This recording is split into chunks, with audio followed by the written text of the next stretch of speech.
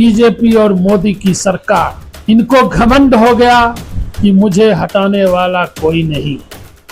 अरे याद करो उस दिन का जब इंदिरा को घमंड हो गया था तो यहाँ जेपी आंदोलन हुआ था। जब कांग्रेस को पुनः घमंड हो गया था तो यहाँ अन्ना हजारे का आंदोलन हुआ था और कांग्रेस को झुकना पड़ा था और अपने गद्दी को भी छोड़ना पड़ा था। मोदी ने सोचा कि दूसरा कोई भगत सिंह पैदा नहीं ले सकता, लेकिन समय समय पर चंद्रशेखर आजाद और भगत सिंह पैदा इस देश में लिए हैं और आगे भी लेते रहेंगे। ऐसा भ्रम किसी को नहीं होना चाहिए।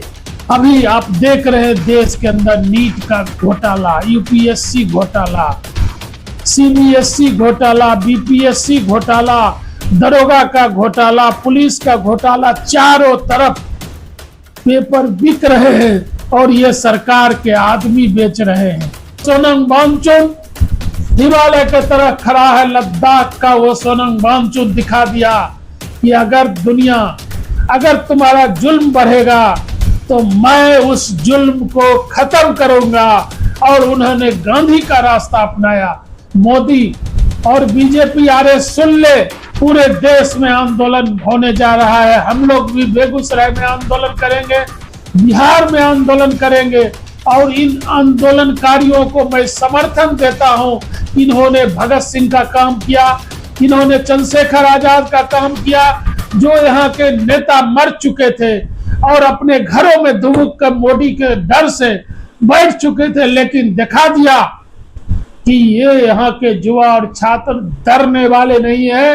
मोदी तुम्हें भागना होगा, बीजेपी वाले को भागना होगा। हमारे बीच वरीय अधिवक्ता व सामाजिक कार्यकर्ता वीरेंद्र कुमार साहू हैं। जंतर मंतर में जो चल रहा है अभी आंदोलन, छात्रों का आंदोलन जो है, कांग्रेस पार्टी की ओर से छात्र जुटे हुए हैं जो धर्मेंद्र प्रधान शिक्षा मंत्री का इस्तीफा देने के लिए, शिक्षा व्यवस्था को सुधारने के लिए छात्रों का आक्रोश रैली दिल्ली के जंतर मंतर पर है, जहां अभिजीत दीप के कांग्रेस पार्टी के मुखिया संयोजक नेतृत्व कर रहे हैं। इसी मुद्दे को लेकर हमारे बीच सामाजिक कार्यकर्ता वीरेंद्र कुमार साहू जी हैं, इनसे जानते हैं। हाल के दिनों में पूरे हिंदुस्तान में बीजेपी और मोदी की सरकार, इनको घमंड हो गया कि मुझे हटाने वाला कोई नहीं। अरे याद करो उस दिन का जब इंदिरा को घमंड हो गया था तो यहाँ जेपी आंदोलन हुआ था। जब कांग्रेस को पुनः घमंड हो गया था तो यहाँ अन्ना हजारे का आंदोलन हुआ था और कांग्रेस को झुकना पड़ा था और अपने गद्दी को भी छोड़ना पड़ा था। उसी तरह डिक्टेटरशिप, हिटलर शाही, मोदी ने कहा कि मैं ही हूं और दूसरा हिंदुस्तान में कोई नहीं।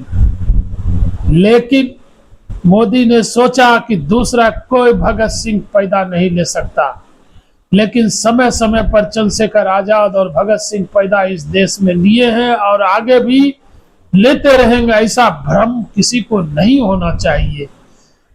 तमाम विपक्षी दल जिनको आंदोलन करना चाहिए था, उन्होंने भी सड़कों पर जाना छोड़ दिया।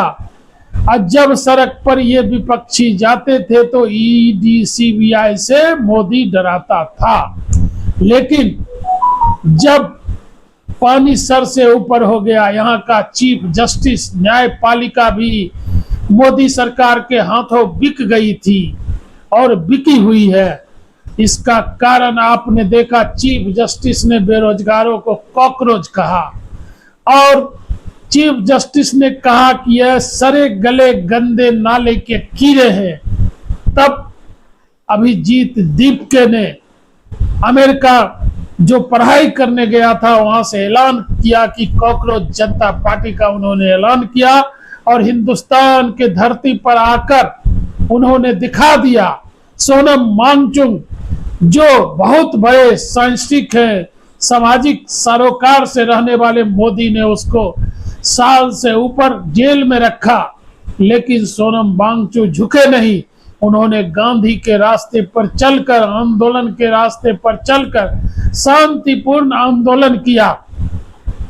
अभी आप देख रहे हैं देश के अंदर नीट का घोटाला, यूपीएससी घोटाला, सीबीएसई घोटाला, बीपीएससी घोटाला, दरोगा का घोटाला, पुलिस का घोटाला, चारों तरफ पेपर बिक रहे हैं और ये सरकार के आदमी बेच रहे हैं, मोदी के आदमी सब बेच रहे हैं।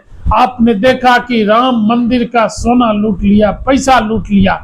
चारों तरफ से मोदी ने सोचा, मोदी के सरकार ने सोचा, आरएसएस और बीजेपी ने सोचा कि हम लूटते रहेंगे, कोई बोलने वाला नहीं है। ये लोग शांतिपूर्ण आंदोलन कर रहे थे, संसद का घेराव कर रहे थे। ये मेरा मौलिक अधिकार है, उस मौलिक अधिकार को ये लोग कर रहे थे।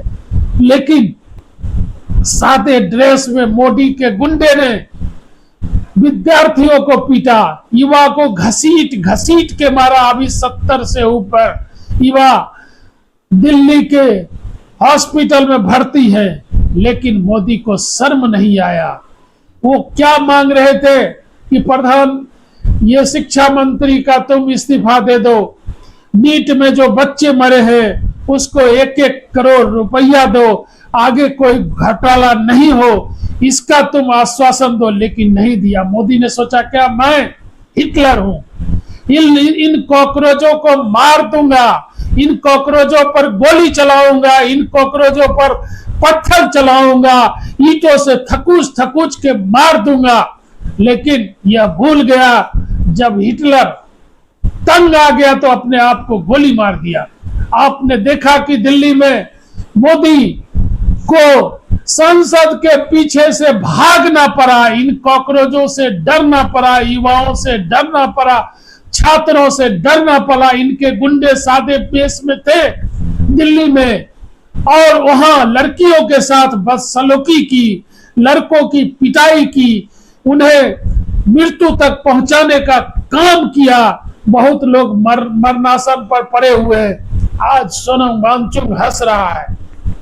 23 दिन का आंदोलन करने के बाद वो सोनम वांगचुक हिमालय के तरह खड़ा है। लद्दाख का वो सोनम वांगचुक दिखा दिया कि अगर तुम्हारा जुल्म बढ़ेगा तो मैं उस जुल्म को खत्म करूंगा। और उन्होंने गांधी का रास्ता अपनाया। जब कांग्रेस की सरकार थी, अन्ना हजारे बैठे थे, तो मनमोहन सिंह और उन कांग्रेस के लोगों ने उनको जूस पिलाकर आंदोलन को खत्म करवाया था। लेकिन ये मोदी को अभी तक सबक नहीं मिला है। मोदी और बीजेपी आरएस सुन ले, पूरे देश में आंदोलन होने जा रहा है। हम लोग भी बेगूसराय में आंदोलन करेंगे, बिहार में आंदोलन करेंगे। और इन आंदोलनकारियों को मैं समर्थन देता हूं कि इन्होंने भगत सिंह का काम किया, इन्होंने चंद्रशेखर आजाद का काम किया, जो यहाँ के नेता मर चुके थे और अपने घरों में दुबक कर मोदी के डर से बैठ चुके थे। लेकिन दिखा दिया कि ये यहाँ के युवा और छात्र डरने वाले नहीं है। मोदी तुम्हें भागना होगा, बीजेपी वाले को भागना होगा। गोदी मीडिया ने इनका कोई खबर नहीं दिखाया, लेकिन गोदी मीडिया के खबर नहीं दिखाने के बावजूद भी सोशल मीडिया पर इनका खबर चलते रहा। आज गोदी मीडिया और ये मोदी कह रहा कि ये पाकिस्तानी एजेंट है। मैं भी पाकिस्तानी एजेंट है हिम्मत तो हमें गिरफ्तार करो। यहाँ जितने आंदोलनकारी हैं सब पाकिस्तानी एजेंट हैं। है गिरफ्तार करने का? अगर है तो हिम्मत है तो गिरफ्तार करो पाकिस्तानी एजेंट का। के हिंदुस्तान की जनता को तुम बहका नहीं सकते हो, तुम बरगला नहीं सकते हो। तुम्हारा समय आ गया है, तुम्हारा खत्म हो चुका है समय। तुम्हारा हिंदू मुसलमान और धर्म के नाम पर जो तुमने लूटा है, सोमनाथ को लूटा है, तुमने अयोध्या को लूटा है, तमाम तुमने लूट लूट के खा गए, वो अब चलने वाला नहीं है। तुम्हारा यहाँ की जनता, युवा, छात्र तुम्हें अंत कर देंगे। जय हिंद, जिंदाबाद।